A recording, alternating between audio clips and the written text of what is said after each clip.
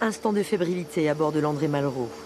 Après 1 heure de mer, le navire s'est positionné au-dessus de l'épave. C'est à présent Perséo qui entre en jeu. Le robot sous-marin descend lentement vers sa cible. Sa mission, effectuer un relevé précis du site qu'il va photographier sous toutes les coutures.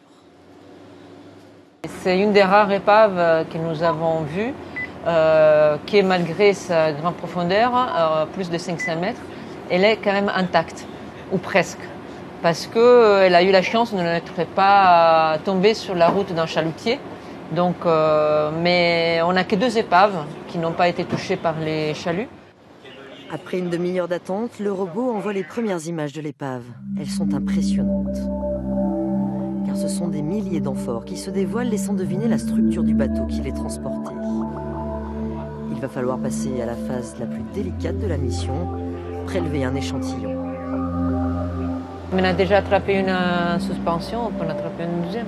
On va essayer de ne rien casser et on va prendre un froment.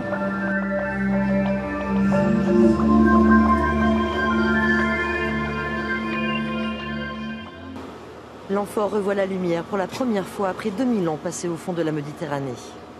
Il ne reste plus rien du vin qu'elle transportait d'Italie du Sud vers la Gaule méridionale, mais sa valeur archéologique est inestimable.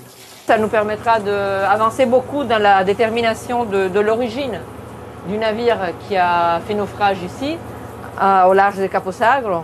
Et comme ça, on aura plein d'informations pour reconstituer l'histoire économique de cette période, du commerce du vin et de la production aussi de ce type d'amphores. Comme les autres objets, l'amphore va être étudiée, répertoriée, dessinée et enfin cataloguée. Elle sera alors prête à rejoindre un lieu d'exposition. Quant à l'épave, sa position exacte va rester secrète pour la protéger des pilleurs.